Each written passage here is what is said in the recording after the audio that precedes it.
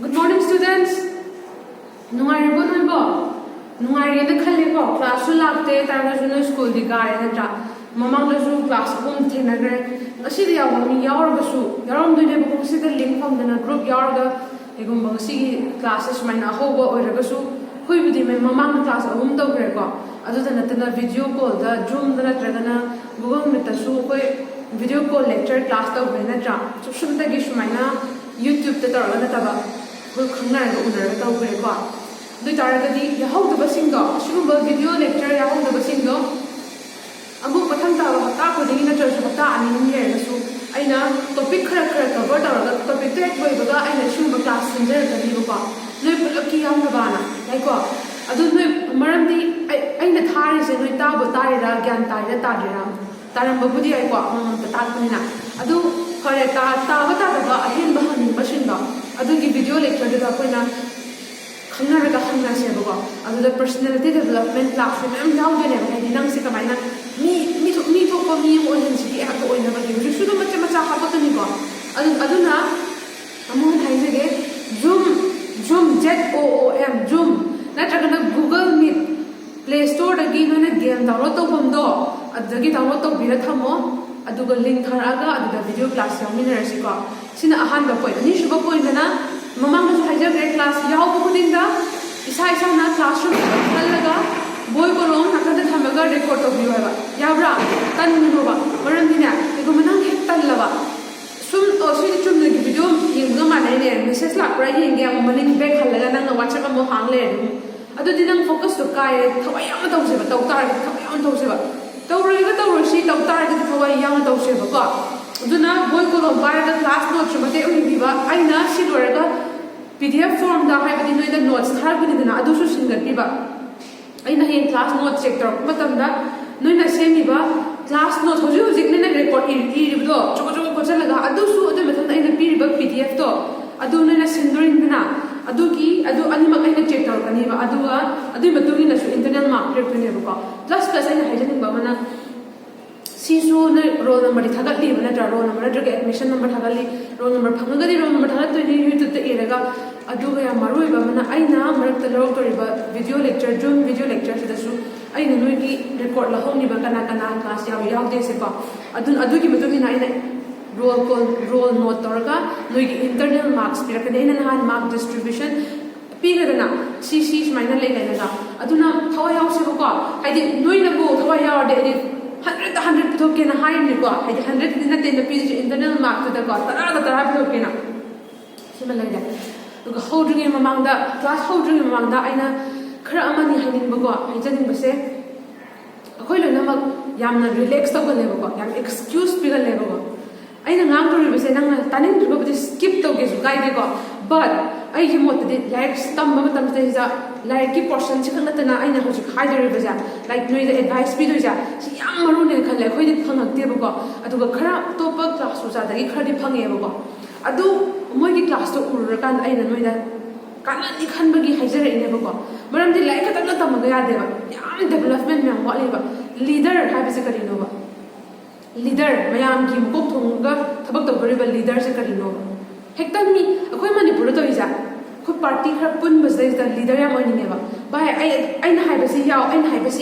se no yam pa me ba noi na hai ba se nang ina mana ba su in ba se no yam pa me ba adu ne ba leader oi ba pam ba hai se adu na leader oi ba leader hai ba se to ma le ba leader hai ba se di to hai ba koi na ning si ko ba ko lam thingjan re ai na ta leader oi ni no koi bia de leader am oi gi ha de to man to ma characters bi an yaw do ne ba khangbra nang na thobak to mi do ri sha thang na to ba di ya ro de nang na nang gi group ta nang gi friend circle to mi do ne ba chumra thabak ama to ge ha ra ga di ko any school functions in gi ba ha future da nang na society gi a power role lo gi ha shu athana to ba ma moi do ne ba ada nang leader oi gi ha de mayam du pukning thogat laga pulap to mi nam do ha to mi nam do thabak to mi nam ba sai sa pam thok pam am aina ikai thigan ba wonga ngam da mi oi ne khala se da aina ka ban leader oi do aina phana ikai thigan da ba apha ba mi oi shu aina wahai nang thro ba usit thoi da di ai gi makha da lai ba mi myam na thabak to tar ba mapung phana phachana to ngam moi ba to di leader oi gi hai tar ga ti ha du ne oi na ai se ko noi khudamak leader oinaba siamdoineba nang nangi chakhiba lambiduda hazau ko si aina mate haise na hai wa yam kanar duneba adana machi ha che nongmagi haigeba ko ahanbada noi lai haitabadi yadreba noi shi khangye chumra lai haitabase hojik maningda su lehawi magi sijana fam laite thabak phangde useless oi ko noi na sanna aise lai haite haina khanjaram yarum yayaba ai khangeba noi gi bed ship lai haiba yam yawa haiba khangeba still aise lai yam haite na khanjaram me khalaje class 10 ni pass taw breba ko promotion bi na ka shu kai deba hojik anau bo khongthang ne nang na 11 12 haiba days da nang na khong da che da thangong tar ga dinang punsi da thorapa any situation nang mayok na bangam ni thabak thoram gyo yera any ko aduna ne baina sigi stage sa yam phajana semning ge ba jo ko ai maroi bi punsi da ai da gi maroi ba stage sa hojik class 11 12 ne chima khonjalo aduna ne ahan da like pa ba sene na hire ko like hai traga ko pa shwe le te ko like to khara pa bi ho maram dina manipur da natana whole over india world da le mi myam sa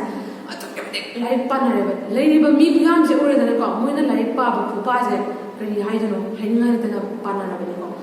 aduna ne thaina ma ma de ko class subject te ai question ma cha ma hum da nang mi ge oi mi myam ma da ama da ha le khala da hayu hai ma tam da ne no in ta ang le khala da hai ba ga ma bi adugi guts to nei te ba anam ba na adu le ba do ama ni de le bu ko adu le ba ngam na ba ne we na ta tu ji ba adu gi da ma da mai chu bu ne we na pa ma ne gi wakhal na no gi thamoi da ko hing tar ga di like pa ge hire di like pa han be ha ge ha na gi wakhal on da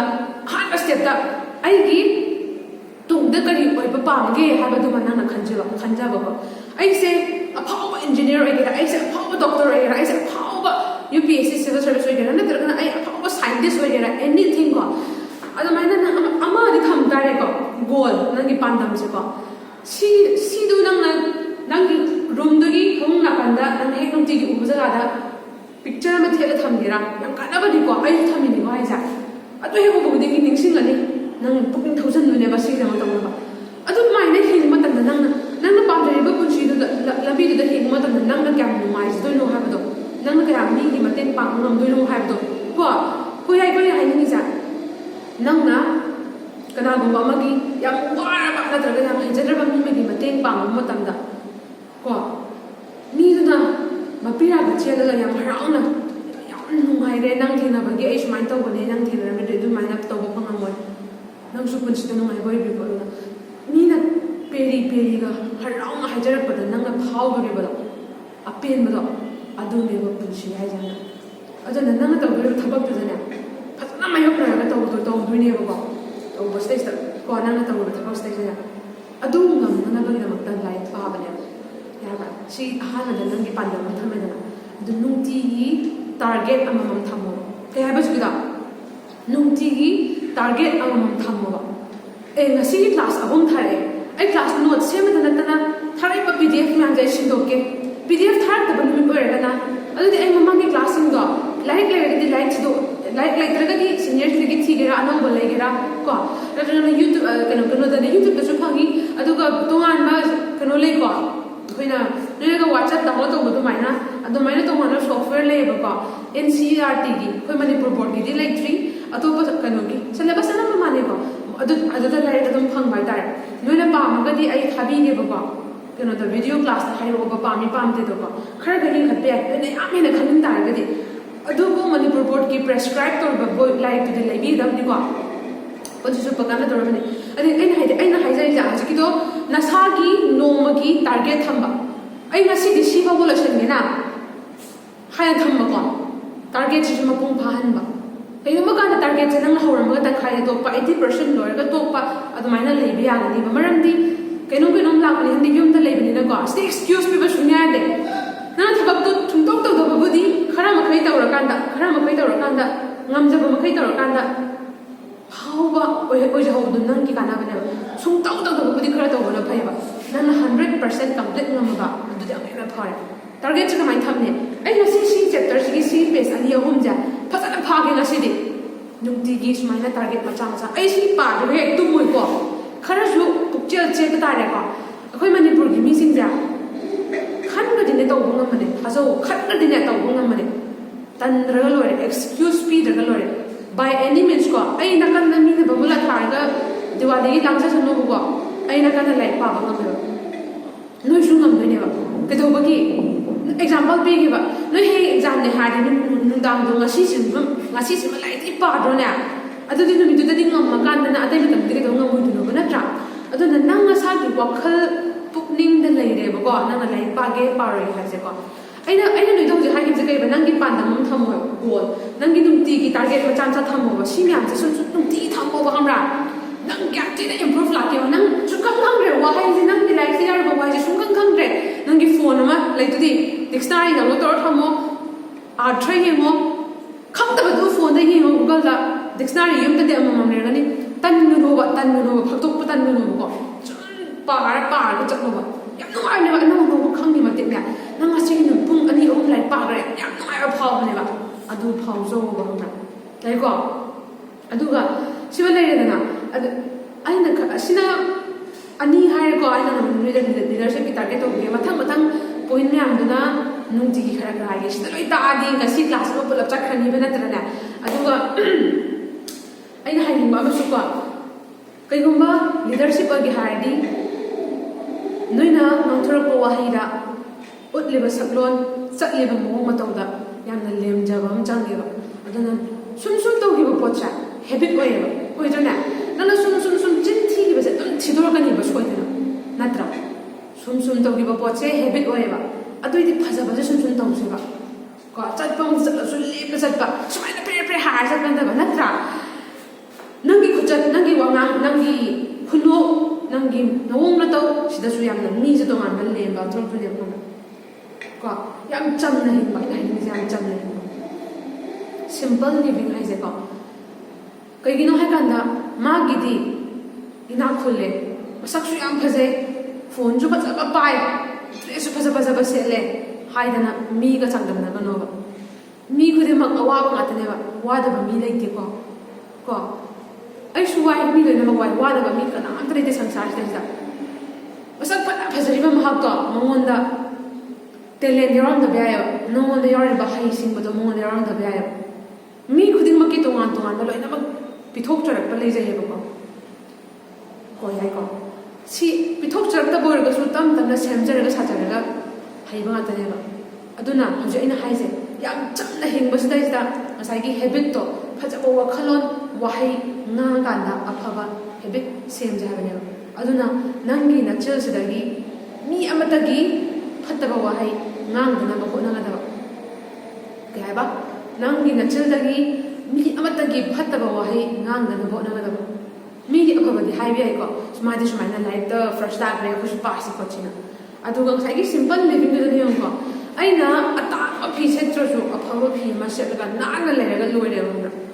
ai ata phi set ba na ngatan gi di ai se phasa ba phi set na nungai ja bi ai ngatan gi di aina phone da game thoi ba gi nungai ja bi ai ba adu atana ngatan gi nungai ba na te nang ngatan gi nungai na loi ba na te ba ko adu shar ku di na nang nung ta ima na ga ba da ima ai na nu shi hai ra ya ba na mya ya ram dai ko ya u di hai ba akhoi moi yin na da cha ni phu yang khi ma ngai aso nu shi ra ba ima ba sa harau ta ya na le na se ba ko simple life ta ko ki dra su ya ba achu sang dra su ya sang na se ma su sang dra su ya ba adu ata na phaja ba noi na te ba ko yam cham na him se ba cham ni ga he na pha ba ni ko yam cham ni ga he na pha ba ni cham na le jari ba ko ta phaja na ko jar ga lo re nang na mit mai sang dra su phone na ta ma pai dra su nang le jari ba phone ma cha da na satisfied ra ga lai he na hai na phatro sang na bo na da like pa ho do ne ko yam cham na him na kai ko simple life is very best ne ko smai na le si kha se le ka na class la ki ko when na han start se chapter number 8 chapter number 8 sale hai ba da ta ki ne ba sale ji ke do ba kha de no han do hai re koi na mak sale na sai hai re ko hai ga na mun ta si ko ene bu jan hang se khum mu ko yum do ra su mi na su asimi se normal youtube bi nga bathanda wa pa nga hai ni hai ju nu ko nang da si youtube lecture se thawai yaw na thawai ha chang cooking wa kha yam na chang chang na chup chal la na nga ta yeng ngai na ne hai du ni ko khang de da na ma ni ma la yeng ba na hau de na post ma ga i ba tau si ko khawai tau se ba tau ni tau se ba ko aduna nahana ni ta khip je share ni mata mata kre last ka ta khip je prokaryote ni eukaryote ki khena bata kre ko prokaryote chai ga di magi asing ba nucleus yaw de nuclear membrane la di nucleus si nucleus ni hana tra nucleus ni hana tra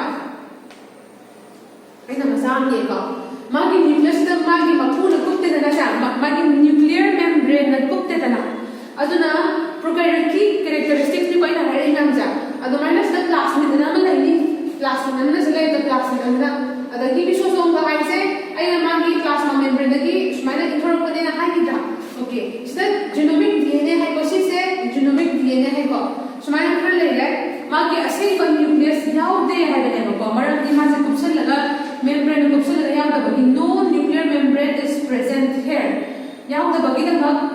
मासे prokaryote के नम चला लिनी हाइले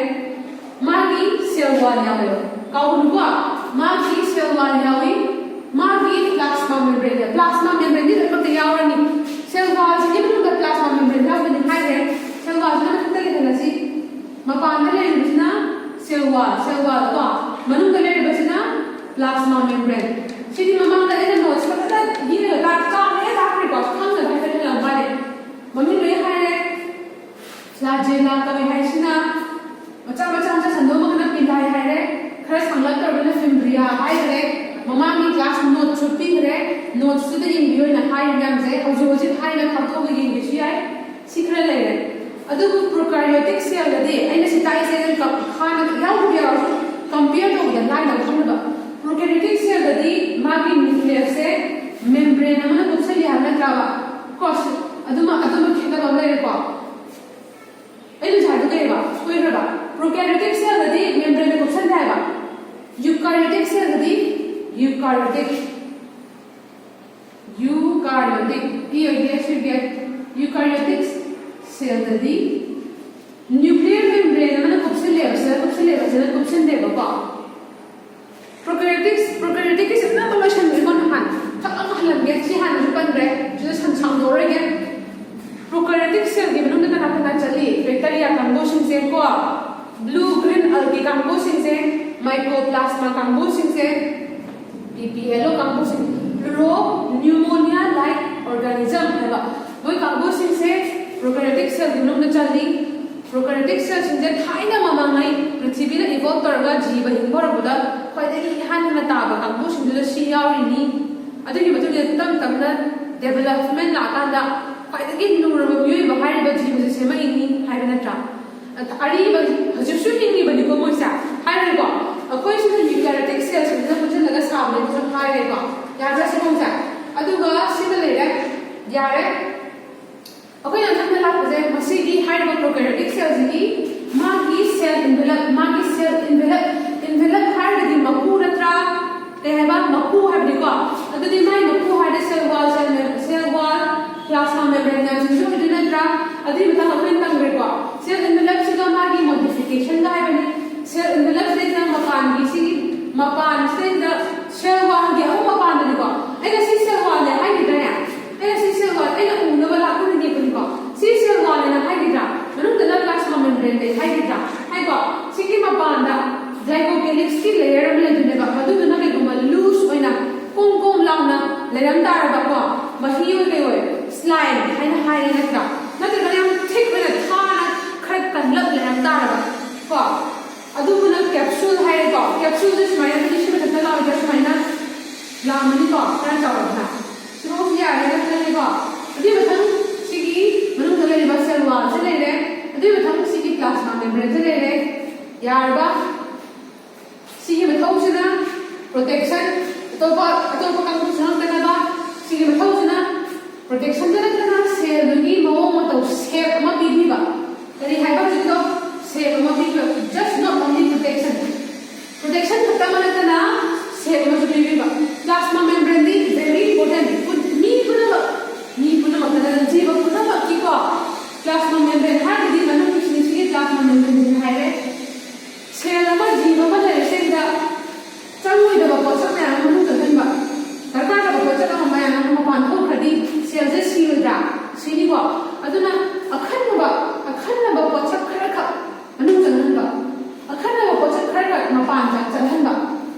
ꯆꯥꯅꯕ ꯍꯥꯏꯕꯅꯤꯀꯣ ꯆꯪꯅꯤꯡꯕ ꯄꯣꯠ ꯆꯪꯕ ꯌꯥꯗꯦꯀꯣ iron ꯁꯣꯏꯗꯔ ꯑꯦꯅꯤ compound ꯀꯣ ꯃꯗꯨ ꯆꯪꯊꯣꯛ ꯆꯪꯁꯤꯟ ꯇꯧꯍꯟꯕꯁꯦ ꯁꯤꯒꯤ ꯄ꯭ꯂꯥꯁꯃꯥ ꯃꯦꯝꯕ꯭ꯔꯦꯟꯁꯤꯒꯤ ꯃꯊꯧꯅꯦꯕꯀꯣ ꯃꯁꯤꯕꯨ ꯁꯦꯃꯤ ꯄꯔꯃꯤꯌꯦꯕꯜ ꯇꯪꯈꯥꯏ ꯄꯔꯃꯤꯌꯦꯕꯜ ꯍꯥꯏꯗꯤ ꯐꯧꯗꯣꯛ ꯐꯧꯖꯤꯟ ꯍꯥꯏꯕ ꯇꯪꯈꯥꯏ ꯐꯧꯗꯣꯛ ꯐꯧꯖꯤꯟꯁꯦ ꯄꯨꯂꯞ ꯌꯥꯒꯗꯕ ꯈꯔ ꯈꯛꯇꯪ ꯈꯛ ꯌꯥꯕ ꯍꯥꯏꯕꯗꯤ ꯑꯈꯟꯅꯕ ꯀꯝꯄꯥꯎꯟ ꯈꯔ ꯈꯛ ꯌꯥꯕ ꯁꯦꯃꯤ ꯄꯔꯃꯤꯌꯦꯕꯜ ꯃꯦꯝꯕ꯭ꯔꯦꯟ ꯍꯥꯏꯅꯁꯨ ꯍꯥꯏꯌꯦ ꯌꯥꯔꯦ ꯁꯤ ꯃꯌꯥꯝꯁꯦ ꯂꯣꯏꯅꯃꯛ ꯍꯥꯏꯈ꯭ꯔꯦꯀꯣ ꯑꯗꯨꯗꯤ ꯃꯨꯊꯠꯀꯦꯀꯣ ꯁꯦ ꯌꯥꯔꯦ ꯍꯣꯏ ꯑꯗꯒꯤ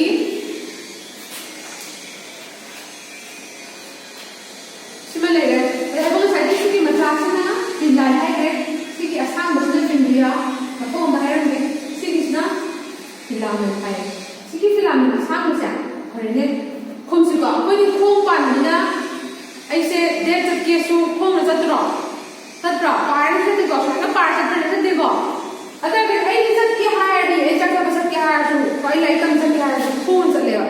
मुई चाचा बस के हायर दी कमाई चलन नया तो सिकी फिलामेंट से थिल्लगा मासे चलहनबनेबा इसिंगदगा चेंधरबदे यावतसे मूवमेंट मतें पांगबसना यारा सिकी सिलिया एंड फिम्ब्रिया सु खरा मखै मूवमेंट दि मतें पांगदरगसु मोइबानी मकी सिलिया आइना सिमा मान हाइरेको सिलिया फिम्ब्रिया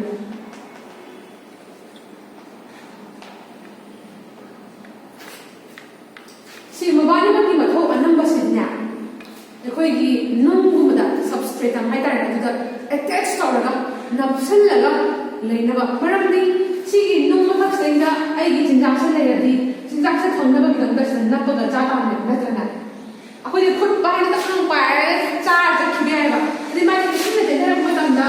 मास याउतुनेबा माना मूवमेंट तौर थिल याउतुनेबा अदि मानि मचिंजाक्से लेरदी मचिंजाक्से लेर मतंसेंदा ऐसे चागे हायदी मास ले तदियारदी नेता अदि सिगी फिम्ब्रिया नत्रगा सिगी सिलियाना नुंग जना केरा नत्रगा मसिगी मचिंजाक्से साना होनेरा अदुदा सिगी तांगु मतें पांगियो सिबोंसेना हन हाइरेना हाइबा यारे ओके मथंदा मरुइबा फोइन म लाकेबा सि हाइब्रे अइना सिदा यावरिबा मचा सुनिया से लोइनमक अमोंदा लोइनमक लेनाइबा माध्यम चंबदai रामनिबा जब क्लास में जब यावरिना क्लास में उब्रा सिना जीनोमिक डीएनए हाइब्रा आई वीडियो से रिकॉर्ड करन देगेको okay ngang record drone de khoi tan dawra bania record tawra pradi abo hanna dani dana aduni ko khom si ko ile shum matam da phare siri ji khena ka palang ge ko sina genomic dna hai nuclear dna hai shi hai stage da masigi bacterial cells gi maruiba athauda tawda songda ba pachak si maira khudai paksa sigi akoi da shum ngai chapane ko sigi nuclear dna sina मथौ सिगी ममन यारबा जिन म्यामदु थोंदो ग्यारदि सनम यावना अस यावबले अखोइगी cell की nucleus मनुंग दा chromosome मनुंग दा DNA यावरिबा इमा बादागी share तोरइबा character ma'am से अखोइ Liam जे मसिगी chromosome से यावरा नत्रो अदुमाइ दना bacterial cells तजु सिगी genomic DNA से नत्रगा nuclear DNA से दा लोइना यावदुबा अदुगा सिगी प्लास्मिड सिजुना डीएनए मखल लेबा माना सर्कुलर डीएनए ओइना कोयबा ना मै मथौ से लेरेगो मखक पलाके ममन होजु जुने खंगना बमको याम लेरे से सि काना बसे हम लोग लाने को कोई साइंटिस्ट ने आंदना को मा की मथौ से बैक्टीरिया हासबु एंटीबायोटिक याम मना मज हतो को यादने एंटीबायोटिक म्याम नंगा फीवर द चारिबा एंटीबायोटिक चारबा गाना हंगिदना अदुमाना शिरुम बैक्टीरिया सिंदे हातोकना बनेबा चारिदना महि यावरे चानबा महि यावरे चानबा महि यावरे हातोकना एंटीबायोटिक चारिदना अदुना सिसु मंगोंदा हार्मफुल लेबा मंगोंदा फत्तबा एंटीबायोटिक अब पोचक सिंग माने थिनरु तारगसु थिनरमनिदना बै थिनरमने अदु तारगसु मसाज को प्रोटेक्शन तबदनबा को अगेंस्ट हार्डी मायोक्ता एंटीबायोटिक की सेसिगी एंटीबायोटिक सिगी मायोक्ता माना मासे मसाज कंजनबा सिसिना हप्सला मास्की दुनेबा सिजे tin na te bo mahi na te ko sini antibiotics compound khalo duni ko any way dai ko ꯑꯁꯤ ꯃꯉꯣꯟꯗ ꯆꯪꯁꯤꯜꯂꯗꯤ ꯃꯥꯁꯤꯗꯨꯅꯤ ꯑꯗꯨ ꯃꯥꯁꯦ ꯃꯉꯣꯟꯗꯒꯤ ꯉꯥꯛꯊꯣꯛꯆꯅꯕ ꯃꯁꯤꯒꯤ ꯀ꯭ꯂꯥꯁꯃꯦꯠꯁꯤꯅ ꯔꯣꯜ ꯊꯧꯗꯥꯡ ꯂꯧꯋꯦꯕꯀꯣ ꯂꯣꯏ ꯍꯥꯏꯔꯦ ꯑꯗꯨ ꯀꯔꯤ ꯂꯧꯔꯦ ꯍꯥꯏꯔꯛꯑꯣ ꯁꯤꯗꯩꯗ ꯑꯩꯅ ꯍꯥꯏꯗꯣꯛ ꯃꯤꯁꯣꯖꯣꯝꯒꯤꯁꯨ ꯍꯥꯏꯔꯦ ꯁꯤ ꯑꯦꯛꯁꯇꯦꯟꯁꯟ ꯁꯨꯃꯥꯏꯅ ꯁꯤꯒꯤ ꯁꯨꯃꯥꯏꯅ ꯁꯦꯜ ꯀꯩꯅꯣ ꯀꯔꯤ ꯃꯥꯒꯤ ꯀ꯭ꯂꯥꯁ ꯃꯦꯝꯕꯔꯁꯦ ꯈꯔ ꯍꯦꯟꯗꯣꯔꯛꯄꯅꯤꯅ ꯃꯔꯝ ꯀꯩꯒꯤꯅꯣ ꯁꯨꯃꯥꯏꯅ ꯆꯠꯄꯒ ꯀꯅꯥꯅ ꯍꯦꯟꯅ ꯁꯔꯐꯦꯁ ꯑꯦꯔꯤꯌꯥ ꯌꯥꯝꯃꯝꯒꯅꯤ ꯁꯔꯐꯦꯁ ꯑꯦꯔꯤꯌꯥ ꯍꯥꯏꯔꯗꯤ ꯑꯁꯥꯡꯕ ꯍꯥꯏꯔꯗꯤ ꯐꯔꯤꯅꯤ ꯑꯁꯥꯡꯕꯁꯦ ꯀꯅꯥꯅ ꯍꯦꯟꯅ ꯍꯦꯜꯂꯝꯒꯅꯤ ꯀꯣ ꯑꯗꯨ ꯁꯤꯗꯤ ꯍꯦꯜꯂꯝꯃꯣꯏꯗ꯭ꯔꯅꯦ ꯁꯤ ꯇꯤꯡꯊꯣꯔꯛꯑꯗꯤ ꯃꯌꯥꯝ ꯄꯥꯝꯃꯣꯏꯗ꯭ꯔꯣ ꯁꯨꯃꯥꯏꯅ ꯑꯗꯨ ꯁꯤ ꯁꯔꯐꯦꯁꯇꯣ ꯄꯥꯛꯅꯅꯕꯩꯗ ꯁꯤꯗꯤ ꯍꯦꯟꯅ ꯂꯥꯏꯟ ꯍꯥꯏꯅꯤꯗꯅ ꯃꯄꯥꯛꯇ ꯁꯨꯃꯥꯏꯅ ꯁꯨꯞꯆꯜꯂꯛꯑꯗꯤ ꯍꯦꯟꯅ ꯐꯪꯉꯣꯏꯗ꯭ꯔꯣ ꯁꯔꯐꯦꯁ ꯑꯦꯔꯤꯌꯥꯗꯣ ꯑꯗꯨꯒꯤꯗꯃꯛꯇ ꯃꯊꯧ ꯀ꯭ꯂꯥꯁ ꯃꯦꯝꯕꯔ ꯇꯧꯔꯤꯕ ꯃꯊꯧ ꯃꯌꯥꯝꯗꯣ ꯁꯤ ꯍꯦꯟꯅ ꯐꯪꯍꯟꯗꯣꯏꯅꯤ ꯃꯈꯜ ꯂꯩꯈ꯭ꯔꯦꯀꯣ ꯌꯥꯝ ꯗꯤꯞ ꯆꯪꯁꯤꯜꯂꯗꯤ ꯅꯣꯏ ꯉꯥꯎꯔꯅꯤ ꯁꯤꯐꯧ ꯂꯩꯔꯦ ꯑꯗꯨꯗꯤ ꯀꯔꯤ ꯋꯥꯠꯍꯧꯔꯦ ꯍꯥꯏꯔꯛꯑꯣꯕ ꯀꯔꯤ ꯋꯥꯠꯍꯧꯔꯦ ꯁꯤꯗꯒꯤ ꯕꯤꯟꯗꯨꯁꯨ ꯋꯥꯠꯇ꯭ꯔꯣ ꯄꯪꯍꯥꯞꯇ ꯍꯥꯞꯄꯅꯦ ꯐꯖꯅꯕ ꯀꯩꯅ ꯍꯥꯞꯄ ꯅꯠꯇꯦꯀꯣ ꯁꯤꯗ ꯍꯥꯏꯔꯤꯁꯤꯅ ꯑꯃꯨꯛ ꯈꯨꯝꯖꯒꯦ ꯍꯥꯏꯔꯗꯤ ꯈꯪꯉꯗꯤ ꯑꯩꯅ ꯀꯩ ꯍꯥꯏꯕ ꯔꯥꯏꯕꯣꯖꯣꯝ ꯍꯥꯏꯒꯗ꯭ꯔꯥ ꯐꯔꯦ ꯔꯥꯏꯕꯣꯖꯣꯝ ꯃꯈꯜ ꯌꯥꯝ ꯂꯩꯌꯦꯕ ꯔꯥꯏꯕꯣꯖꯣꯝꯒꯤ ꯃꯊꯧꯁꯨ ꯃꯌꯥꯝ ꯂꯩꯔꯖꯥꯠꯅꯤꯀꯣ ꯄ꯭ꯔꯣꯀꯥꯔꯤयोtic ꯁꯦꯜꯗ ꯁꯦꯜ ꯑꯣꯔꯒꯥꯅꯦꯜꯂꯤ ꯌꯥꯎꯗꯦ ꯍꯥꯏ ꯁꯦꯜ ꯑꯣꯔꯒꯥꯅꯦꯜꯂꯤ ꯀꯩ ꯍꯥꯏꯕ sina human cell ne khala jero sina human city bacteria ni na ne sida bacteria cell ne thai ba sina human ke cell ne khala jero sida nucleus ya ro ma tung da nucleus ya ma tung da sida human cell ne mitochondria na jingba kari hai ba mitochondria na jingba ya ro da na sa atopa makhan ya ma sida ya ri ba sina bu cell organelle hydra kaya hai basi cell organelle hydra sina sida sigi myam sa nucleus da myam sa hai ba mu da yaw bra yaude ba adu bu cell organelle ha ba so sigi rai bo sa cell organelle ne lawe ba du mu da ya ba only makata cell organelle di prokaryote ba se ribosome ne ba ribosome se subunit ani na sai unit ani punjil da sai ba yin si ba khara chaw ma khara big ba ma ba mane punjil da sa de ba mai na thau ul ta ki ba ani punjil da khai khai cha ma ma ni ahan subunit ba achaw subunit se 50s subunit higher ei hai ba 50s subunit aduga makha ki machasna 30s sa ai ni se ribosome ni ko se ki bindu se chaw ko ni ko ribosome ne ni sina 50s sina 30s yaar ba that ke na sheet ke addition is sumar yaar ba kari ne sai ba prokaryotic cell da ribosome yaar se subunit ani punjil sai 50s na larger achauba subunit ni 30s na smaller subunit ni subunit ani je punjil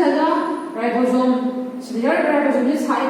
hai ba se prokaryotic cell ki organelle makhal amani hai re ko yar ba dui tar ga di ni ko wahai na no mo myam se ribosome mo hai ko misosome mo hai ko plasmid hai ko simyam se ha ko sin bi ba hey why she's not with the khangna ba ai na joje amam da artha ni na hadina first 3-4 classes manager han bi ba maran da no bosin khangna ba myam ya da khangna ba ni ba pare noi myam khalla ni ba ta wi sa ai di sat na ta sin ra ya ba adu bu khra han ni se anu ba shi da ta mu yorum de du su khangna myam ju division ta ba di kaw da na si bo le adu ba si sa mai bi 50 ga 30 ga bunjil laga क्या काय है हमने फेन brain नि में है नि the सिदि याम लाई दा 80 काय को अदुबु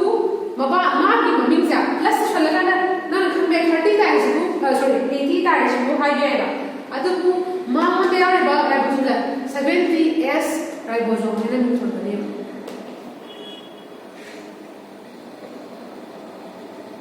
मु दे आरे बा राइबोसोम जा 70s राइबोसोम ने नि थोन बने 70s prokaryotic ribosome ya bro ya ko kare ne khang re ba 50 plus 30 80 की जो भी 70s खोल लो मोने खान मेरा मनी को 80s ना खोल लो को सिर्फ कोई आए को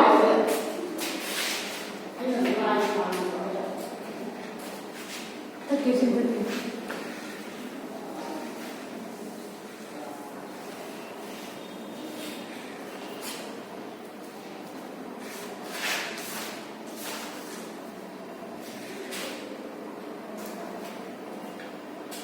ग्राम को अनुपात में बा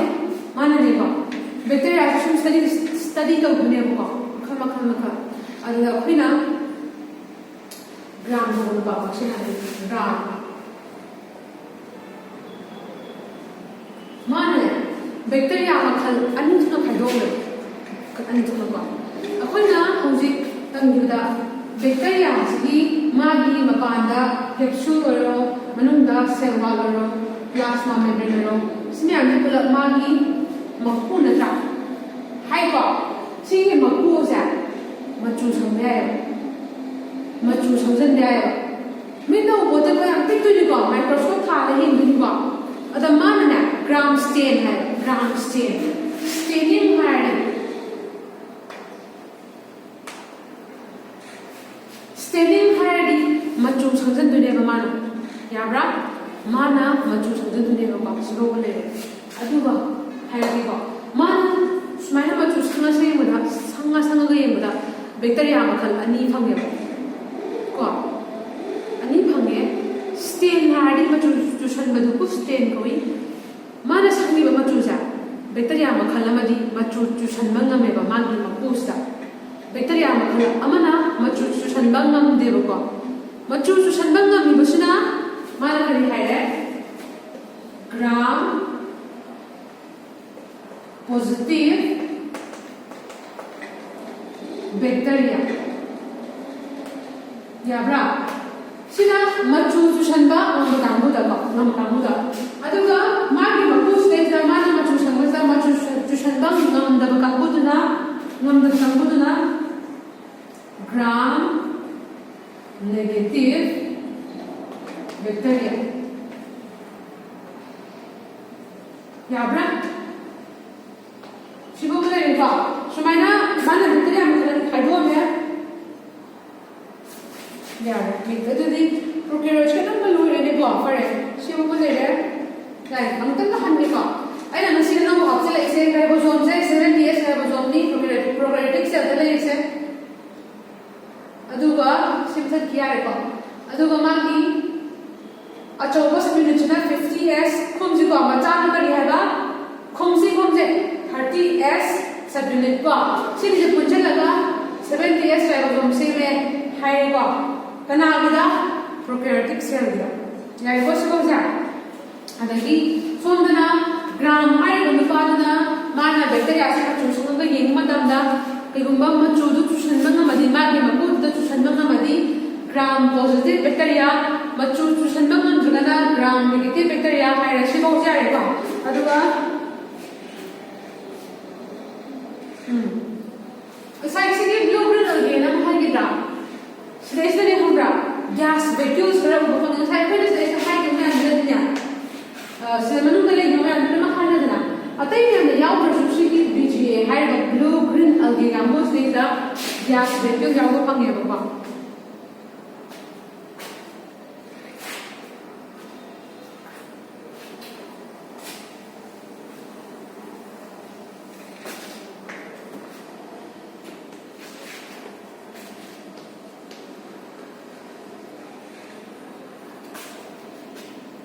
गैस वैक्यूल सिगे मनुगा सिगे बैक्टीरिया ने को बैक्टीरिया ने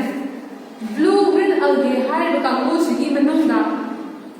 गैस वैक्यूल एक्सेप्शन ने को सुम हकल ने को थाइना मंगाई जीवा हाउ द याव तो मैं आंसर पे तो हम यार ना सुम हकल तो ने फब हैंडल तो ने को अदर सिगे ब्लू ग्रीन अलगे का स्टेज दा कोना ग्रीन फोटोसिंथेटिक बैक्टीरिया ना को लेबा सिगे चाहिए सिगे ग्रीन फोटोसिंथेटिक बैक्टीरिया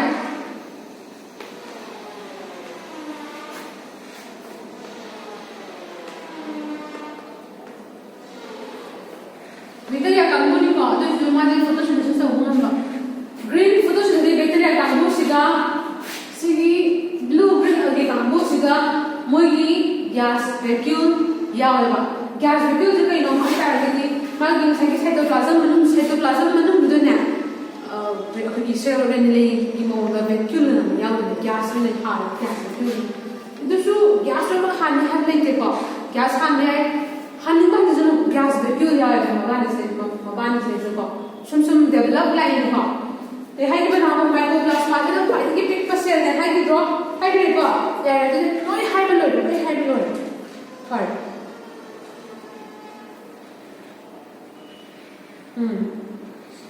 ꯑꯗꯨꯒꯅꯦ ꯈꯪꯕ꯭ꯔꯥ ꯀꯩ ꯍꯥꯏꯔꯝꯒꯦ ꯑꯩꯈꯣꯏꯒꯤ ꯆꯨꯝꯊꯛꯀꯤꯀꯣ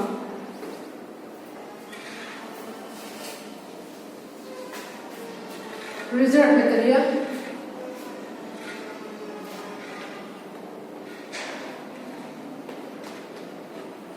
haidana khara ngasai prokaryotic cell gi manung stage reserve material na khara yaushin me ai ba loina mak yam na te hoji ki sum advance ba hele to hena pharak pa cell hena ba gi bandung ni na sisu gas vacuum gi mathau to ma ka phajaba mi yar ni ba adumaina reserve material khara su yaw ba hore ba san hai da sig reserve material mun kana kana chin we have to the phosphate granule ka hai phosphate granule ka hai ko granule ka hai yara sigumba adagi koi gi cyanophyllin granule glycogen granule ko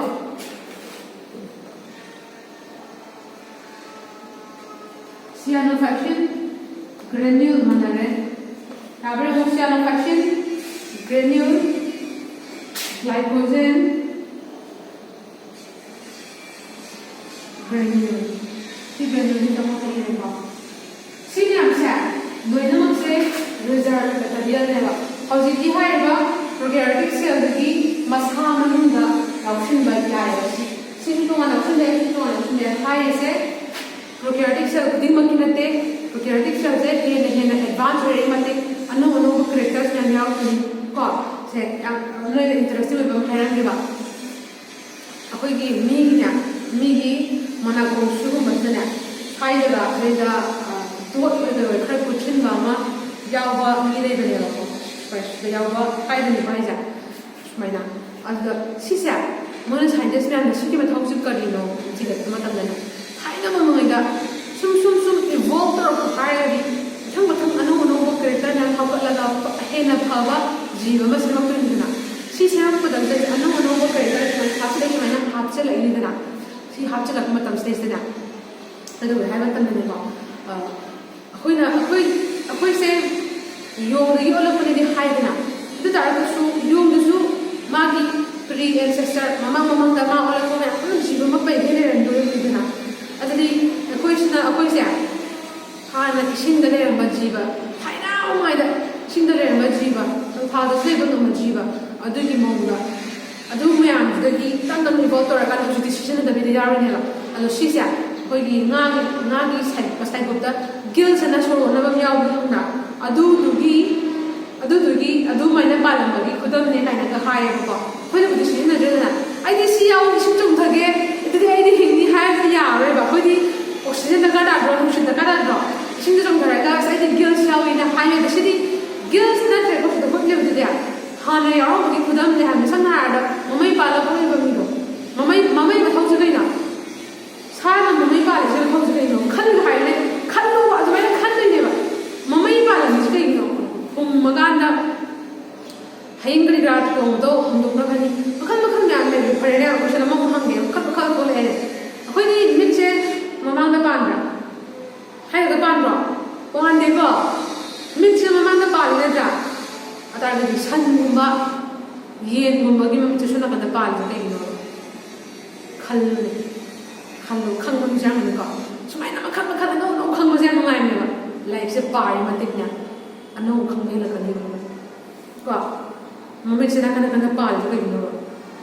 adi ma de sumai na mu ye ha na ye ga ma tar ye nya agi do ni ko sumai tar ye ni ba ye ga na su ye ba ye de yo na lak da ga agi do ni ko na ma na mu ko ti ra ma de ai da shi no ji da ne ai na no holi je no class ui da na no hol la kra interest nei da na no gi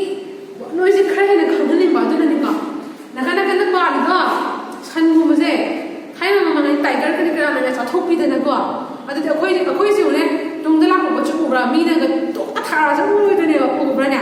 ꯎꯗꯦꯕ ꯑꯗ ꯅꯥꯀꯟ ꯑꯩꯈꯣꯏꯁꯨ ꯍꯥꯏꯕꯕꯨꯗꯤ ꯎꯗ꯭ꯔꯥ ꯑꯩ ꯃꯤꯠꯇꯤ ꯁ꯭ꯋꯥꯏꯗ ꯄꯥꯜꯂꯝꯃꯗꯤ ꯁꯨꯃꯥꯏꯅ ꯄꯨꯂꯞ ꯎꯗ꯭ꯔꯥ ꯃꯅꯤꯡꯁꯨ ꯈꯔ ꯃꯈꯩ ꯎꯗ꯭ꯔꯣ ꯑꯗꯨꯒꯤꯅꯦꯕ ꯃꯥꯒꯤ ꯃꯣꯏꯗ ꯃꯅꯤꯡꯗꯒꯤ ꯆꯥꯕ ꯂꯥꯛꯀꯗꯕ ꯃꯤꯁꯤꯡꯗꯣ ꯖꯤꯕ ꯇꯥꯏꯒꯔꯒꯨꯝꯕ ꯀꯔꯤ ꯀꯔꯥ ꯃꯌꯥꯝꯗꯣ ꯍꯥꯟꯅ ꯎꯔꯒ ꯆꯦꯟꯖꯅꯕꯒꯤ ꯅꯣꯏꯒꯤ ꯅꯥꯀꯟꯗ ꯄꯥꯜꯂꯝꯃꯤꯅꯦꯕ ꯌꯥꯝ ꯂꯩꯖꯥꯠꯅꯤꯗ ꯀꯣ ꯃꯈꯜ ꯌꯥꯝ ꯂꯩꯔꯦ ꯁꯨꯝ ꯍꯥꯏꯅꯤꯡ ꯇꯧꯔꯦꯀꯣ ꯑꯗꯨ ꯀꯣꯟꯅ ꯍꯥꯏꯔꯁꯤꯅ ꯅꯣꯏ ꯀ꯭ꯂꯥꯁꯇ ꯐꯣꯀꯁ ꯇꯧꯔꯁꯤꯀꯣ ꯐꯔꯦ ꯁꯤꯐꯧꯁꯤꯗ ꯄ꯭ꯔꯣꯀꯦꯔꯤꯌꯣꯇꯤꯛ ꯁꯦꯜ ꯀꯥꯡꯕꯨ ꯂꯣꯏꯔꯦ ꯃꯊꯪꯗ ꯂꯥꯛꯇꯣꯏꯁꯦ ꯌꯨꯀꯥꯔꯤयोꯇꯤꯛ ꯁꯦꯜꯅꯦꯕꯀꯣ ꯑꯗꯨꯁꯨꯅꯦ ꯃꯊꯪꯒꯤ ꯀ꯭ꯂꯥꯁꯇ ꯇꯥꯛꯑꯒꯦꯕ ꯍꯧꯖꯤꯛꯇꯨꯗꯤꯅꯦ ꯌꯥꯔꯔꯣꯏꯕꯀꯣ ꯑꯗꯨꯗꯤ ꯀ꯭ꯂꯥꯁꯁꯦ ꯁꯤꯐꯧ ꯂꯣꯏꯁꯟꯗꯤ ꯂꯥꯏꯔꯤꯛ ꯌꯥꯝ ꯄꯥꯕꯤꯌꯨ ꯃꯃꯥ ꯃꯄꯥꯒꯤ ꯃꯇꯦꯡ ꯌꯥꯝ ꯇꯧꯒꯗꯕꯀꯣ ꯃꯇꯦꯡ ꯄꯥꯡꯕꯁꯦ ꯌꯥꯝ ꯅꯨꯡꯉꯥꯏꯕꯅꯦ ꯅꯣꯏꯗꯁꯨ ꯋꯥꯗꯕꯅꯤꯀꯣ ꯇꯜꯂꯗꯤ ꯌꯥꯔꯣꯏꯀꯣ ꯇꯜꯂꯗꯤ ꯁꯨꯡꯌꯥ ꯌꯥꯔꯣꯏ ꯃꯔꯝ ꯂꯥꯏꯔꯤꯛ ꯌꯥꯝ ꯄꯥꯁꯤꯀꯣ ꯊꯦꯡꯛ ꯌꯨ ꯀ꯭ꯂꯥꯁ